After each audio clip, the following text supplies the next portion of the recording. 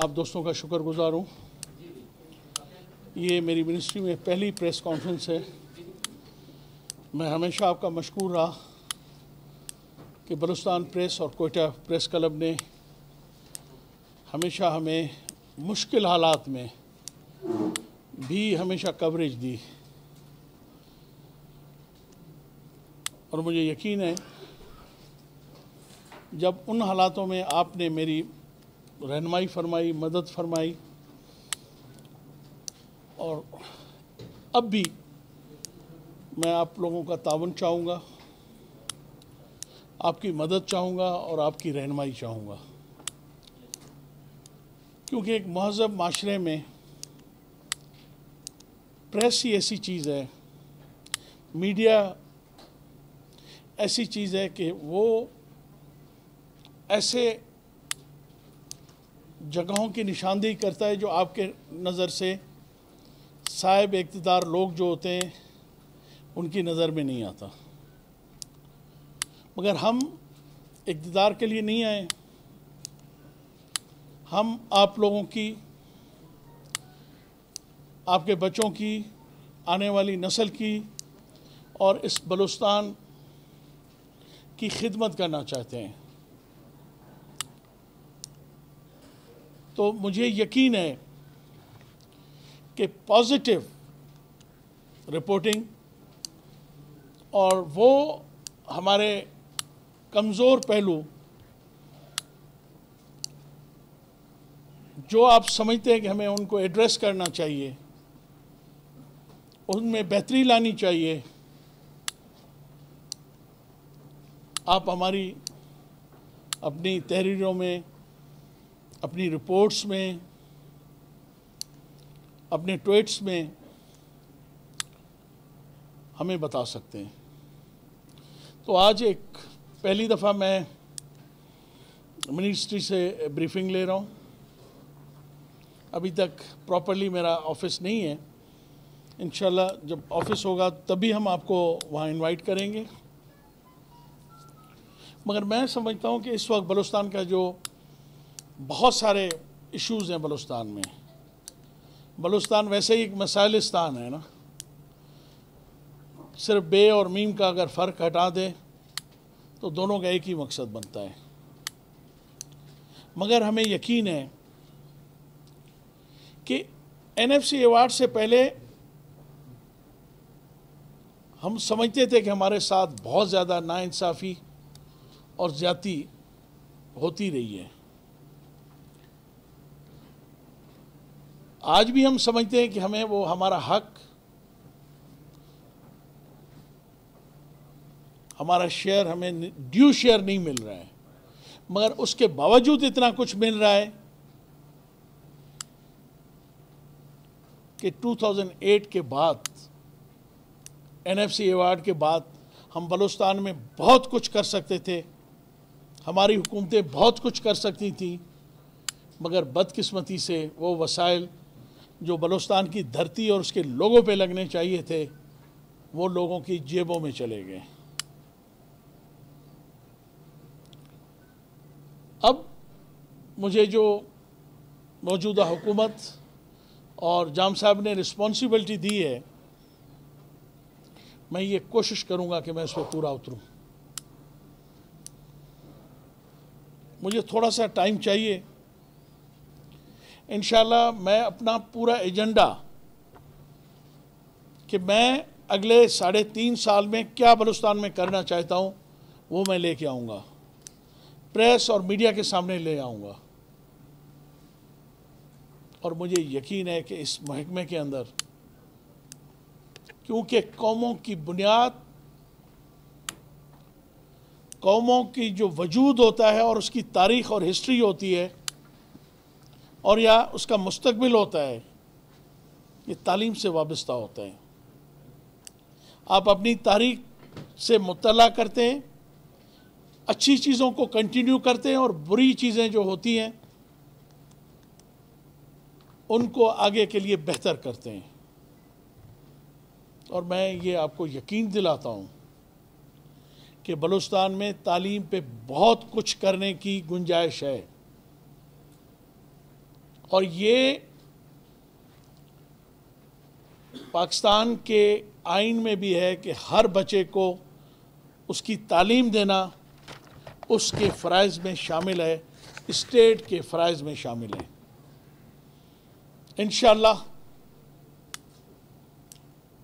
मुझे उम्मीद है कि मैं ये तो नहीं कहता कि मेरे बाद तालीम में काम करने की कोई गुंजाइश नहीं होगी, मगर पहला पत्थर इंशाअल्लाह इस समंदर में, इस झील के अंदर मैं फेंकूंगा और लोगों को महसूस होगा उसकी लहरें कि तालीम का बेनिफिट आम आदमी के घर पे ज़रूर पहुंचेगा। मज़दूर, किसान, दहकान,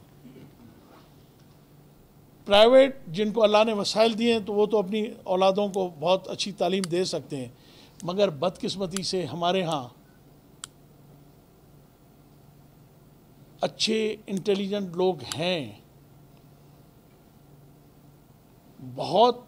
बलूचिस्तान में अल्लाह ने पोटेंशियल बहुत दिया है, मगर क्योंकि वो गुर्बत की वजह से, मसाइल की वजह से, सेहत की जो उनको हेल्थ न्यूट्रिशन, वो भी मेरा सबसे मतलब इन चंद पॉइंट्स में ये न्यूट्रिशन जो है, हम जब तक बच्चे को सेहत नहीं देंगे, सेहतमंद दिमाग नहीं देंगे, तो उस वक्त तक उसको हम सही तालीम नहीं दे सकेंगे। पहले हम उसको सेहत, तालीम के साथ साथ हम उसको सेहत भी देंगे, और उस पर भी मैं वर्किंग कर रहा हूँ। और इंशाल्लाह एजेंडे में वो भी मेरा जो अभी तक तो कोई 12 के करीब पॉइंट्स बन चुके हैं, फर्दर भी हम उस पर वर्किंग कर रहे हैं। पहली दफ़ा मैं डिपार्टमेंट में आया हूँ, मुझे ब्रीफिंग दी है, और मुख्तलिफ़ डिपार्टमेंट्स में ये सेकेंडरी जो हमारा डिवीज़न है उसने दी है, और हाई सेकेंडरी का इंशाल्लाह एक आधे दिन में, क्योंकि सीएम साहब ने उनको खुशदार भेजा हुआ है, तो एक दो दिन में, जैसे वो कल पहुंचेंगे तो एक दो दिन में मैं उनसे ब्रीफिंग भी लूँगा। उसके अलावा भी हमारे जो डिपार्टमेंट्स हैं उनसे भी लूँगा। मैं आपका बहुत शुक्रगुज़ार हूँ, मगर इस उम्मीद के साथ कि ये रवायती प्रेस कॉन्फ्रेंस नहीं होगी। ये आप अपने जो ये फ़राइज़ और ड्यूटी जो है ना, ये अदा करके आप नहीं जाएंगे। आज आपने मेरे साथ ताउन करना है, आपने मेरी हमदर्दी करनी है, आपने मेरे साथ रहनुमाई करनी है।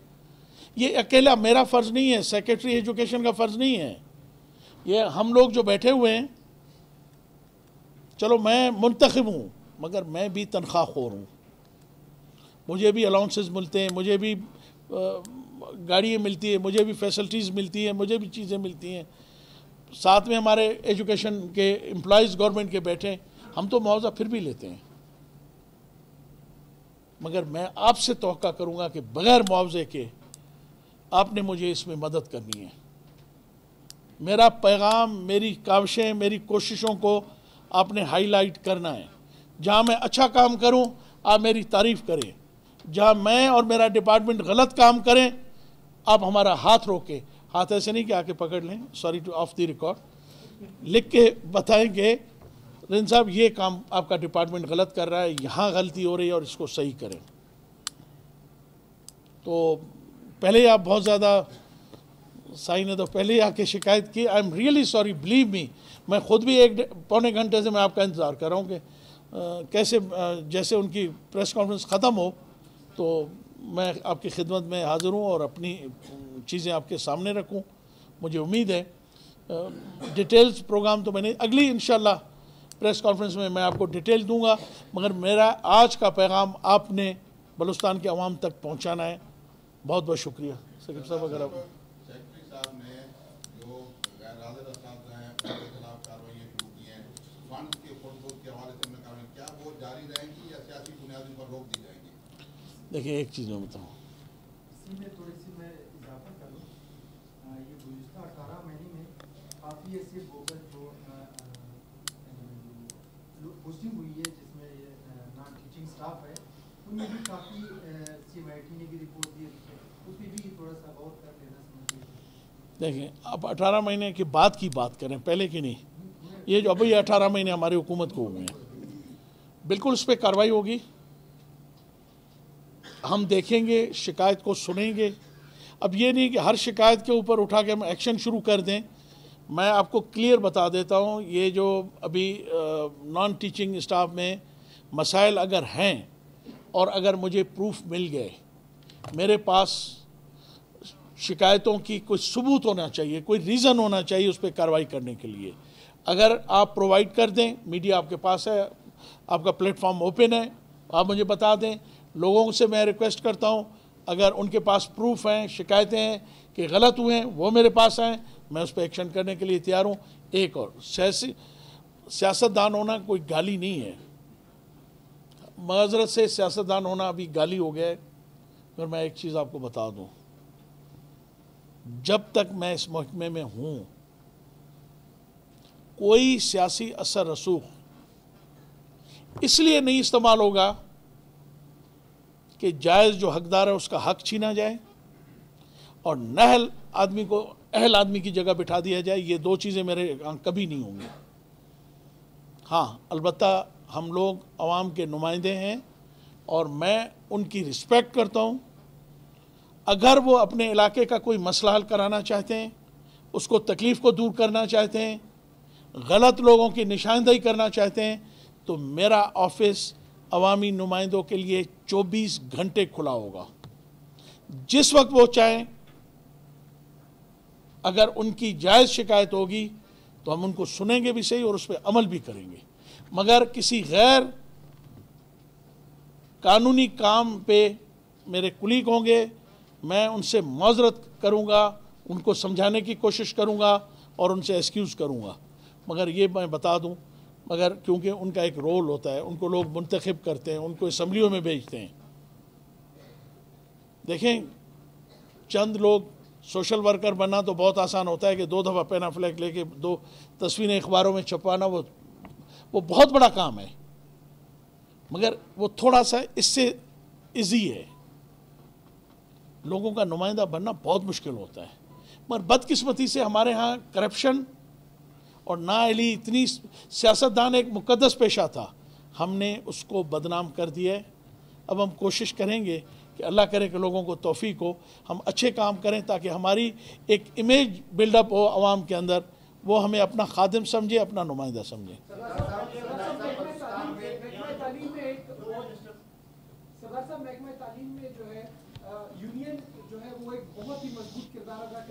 की बात, वो तो मुझे पहले दिन से शिकायत है और उसकी गवाह आप मीडिया हैं कि मैं हर प्रेस कॉन्फ्रेंस में हर वक्त करप्शन की बात की है और मैं हमेशा यही कहता रहा हूँ कि बदकिस्मती से नेब बलूचिस्तान के बारे में सत्तू पी के सो रही है। उसको तीनों सूबों में करप्शन नज़र आ रही है, बलूचिस्तान में करप्शन नज़र नहीं आ रही है। उसको क्यों खामोश है, इस पे हमें तहफ़्फ़ुज़ात हैं। नंबर 2, आप कहते हैं कि ट्रेड यूनियन है, अपना टीचर यूनियन है या और उनसे जो और प्रोफेसर यूनियन, उसके लिए हमने कानून साजी की है। मेरे प्रीवियस जो हमारे मिनिस्टर साहिबान रहे हैं एजुकेशन डिपार्टमेंट, अब हमने उसमें ये कानून पास किया है कि ऐसे जैसे कि आपका हेल्थ है, पुलिस है, फोर्सेस हैं, वो हड़ताल नहीं कर सकते। इसी तरह एजुकेशन डिपार्टमेंट का भी एक्ट मंजूर हुआ है, एसेंशियल सर्विस डिक्लेयर हो गया, ठीक है ना जी।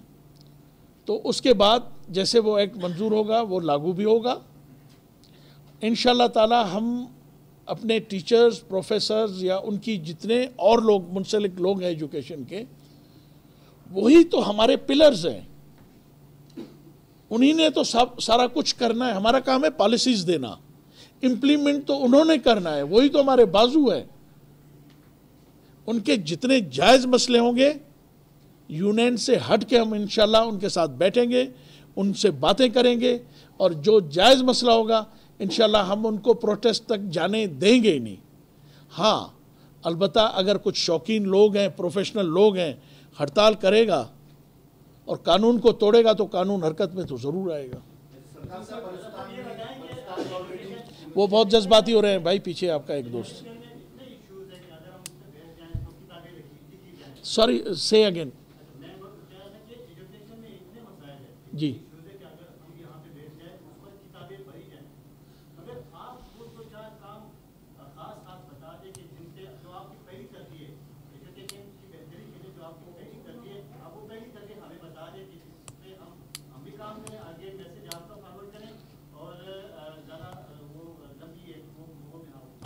गुड, बहुत अच्छी बात की आपने। बहुत लंबा टाइम हम आपसे नहीं लेंगे। मैंने कहा विद इन वीक और 10 डेज। अब एक पॉइंट में अभी आपसे डिस्कस करूंगा, फिर आप दूसरा तीसरा, ये नहीं होगा। विद इन वीक और 10 डेज हम पहली तरजीह आपके सामने ला के रखेंगे। First, second, third, fourth, fifth, तकरीबन कोई 12 से 14 के करीब हमारी तरजीहात होंगी। और इंशाअल्लाह ताला विद इन, आप ये कर लें बहुत ज़्यादा तो 2 वीक्स, हम अपनी पॉलिसी आपके सामने ला के यहीं बैठेंगे, यहीं आपसे डिस्कशन करेंगे। और उसका हम एक काम करेंगे कि एक दिन हम वो प्रेस कलम में तकसीम कर देंगे,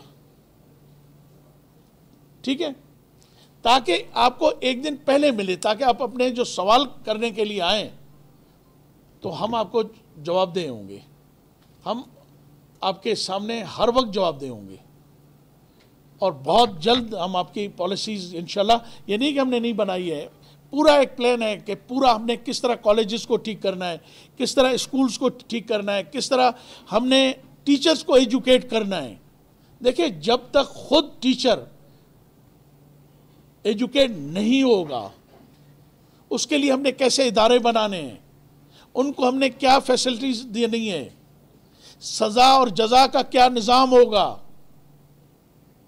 मैं तो समझता हूँ मेरा टीचर मेरे बाप के बाद सबसे ज़्यादा अगर कोई मोहतरम है तो मेरा टीचर है, जिसने मुझे पढ़ाया है। तो हमने उसको वो मकाम, बाप का मकाम हम देंगे इंशाअल्लाह। बुरे को बुरा कहेंगे और जो अच्छे को अच्छा हम कहेंगे। ये धौंस धमकी, सियासत, पॉलिटिशियन, पैसा, ये नहीं चलेगा। हम इस महकमे को यकीन करें, मैं ये आखिरी दिन अगर मुझे मौका मिला, जिस दिन मैं छोड़ूंगा उस दिन शायद मैं कहूँ कि इसको इंशाअल्लाह हम एक इबादत के तौर पे लेके, और बलूचिस्तान की धरती का एक जो कर्ज हम लोगों पे है वो समझ के हम उतारेंगे। इस पाकिस्तान को जो मकसद था हमारा 1947 में बनाने का, वो ख्वाब अब हम अपना इंशाल्लाह पूरा करने की कोशिश करेंगे। किस हद तक कामयाब हैं वो तो आखिरी दिन फिर मुझे आप बताएंगे कि हम अपनी कोशिशों में किस हद तक कामयाब रहे और किस हद तक नाकामयाब रहे। वाकई बहुत बड़ा चैलेंज है। महकमा तालीम के अफसरान ने आपको ब्रीफिंग दी होगी, आपके पास क्या इंफॉर्मेशन है इस वक्त बलूचिस्तान में नॉन फंक्शनल या गोस्ट स्कूल्स, उनकी तादाद क्या है, गोस्ट टीचर्स की तादाद क्या है? एक सिस्टम हुआ करता था, यूनिसेफ ने उनको फाइनेंस किया था, रियल टाइम मॉनिटरिंग सिस्टम।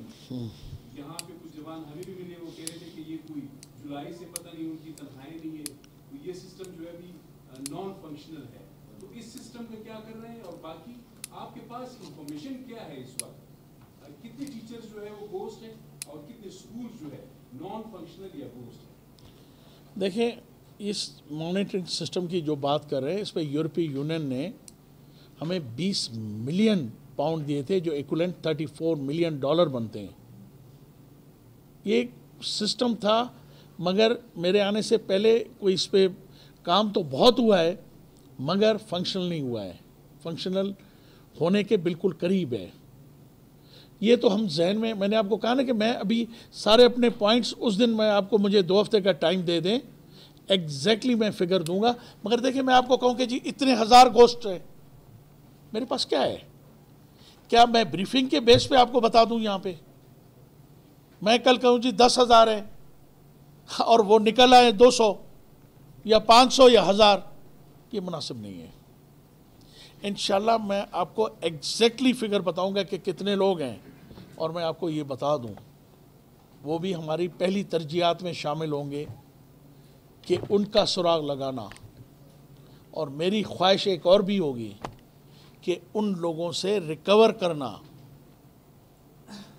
जिन लोगों ने ये 2 नंबरियाँ की हैं, और उन ऑफिशियल्स को सज़ा देना जिनने मिल के ये सारा बलूचिस्तान के गरीब आवाम के उन बच्चों के हक को लूटा है, उनको भी एक्सपोज करूँगा इंशाल्लाह बहुत जल्द। सरकार का पाकिस्तान में ऑलरेडी यूनिवर्सिटीज की कमी है, लेकिन मौजूदा हुकूमत यानी स्टेट काबीना ने गुलजार यूनिवर्सिटी को कॉलेज का दर्जा यानी बंद करने जा रही है, जिस पे 80% काम भी मुकम्मल हो चुका है। सर आज एक टीम गई है, वज़ीर आला साहब ने मुकर्रर की है और वो गई है आज वहाँ पे, जिसमें एडिशनल चीफ सेक्रेटरी भी हैं, हाई सेकेंडरी के सेक्रेटरी भी हमारे सबूर साहब भी गए हैं, शायद 1-2 और सेक्रेटरी भी है ना जी सर। तो वो गए फैक्ट्स फाइंड करने के लिए कि क्या वहाँ पे है या क्या नहीं है, क्या करना चाहिए। जब तक फैक्ट्स आ जाएंगे हमारे पास तो उसके बाद जो वज़ीर आला साहब जो फैसला करेंगे या कैबिनेट में उसको लाएंगे, नेचुरली उसको डिस्कस करना चाहिए। मैं तो इस हक़ में हूँ कि हमें और यूनिवर्सिटीज़ कॉलेजेस बढ़ानी चाहिए, बंद नहीं करनी चाहिए। एक दूसरा, हमने एक स्लोगन दिया था इलेक्शन के दरमियान के हर डिवीज़न में एक यूनिवर्सिटी बननी चाहिए। इंशाल्लाह मैं जाम साहब से बात भी करूँगा और मैं कोशिश ये भी करूँगा कि हायर एजुकेशन के साथ मिल के उन यूनिवर्सिटीज़ को जिन जिन डिवीज़न्स में नहीं है उनमें हम वो यूनिवर्सिटी बनाएं। ये भी मेरा एक एम है। अभी वसाइल की भी बात है कि कितने वसाइल मिल रहे हैं। एलोकेशन फंड्स तो आ जाते हैं कि भाई इतने अरब हमने एजुकेशन के लिए रख लें, मगर उसकी एलोकेशन भी होनी चाहिए। वो फंड्स ऑन ग्राउंड भी लगने चाहिए, हमें मिलने चाहिए। और इंशाल्लाह मुझे यकीन है कि मेरी पार्टी का भी अपना एक, आपने प्राइम मिनिस्टर को सुना होगा, आपने देखा होगा पीटीआई को, मेरी पीटीआई की भी पहली तरजीह है और मुझे यकीन है कि हमारे अलाइज, हमारे जो चीफ एग्जीक्यूटिव हैं जाम साहब, उनकी भी तरजीह है एजुकेशन। और कुछ हमारे बहुत सारे दोस्त, हमारे डिपार्टमेंट्स, हमारे इदारे, वो भी ये चाहते हैं कि पहली प्रायोरिटी हम एजुकेशन और हेल्थ को दें। तो हेल्थ का तो मुझे पता नहीं है, अभी तक वो पोर्टफोलियो चीफ मिनिस्टर साहब के पास है, यकीनी वो उसमें बेहतरी लाएंगे, मगर एजुकेशन की रिस्पॉन्सिबिलिटी मुझे दी गई है, इंशाल्लाह मैं निभाने की कोशिश करूँगा। बहुत बहुत शुक्रिया।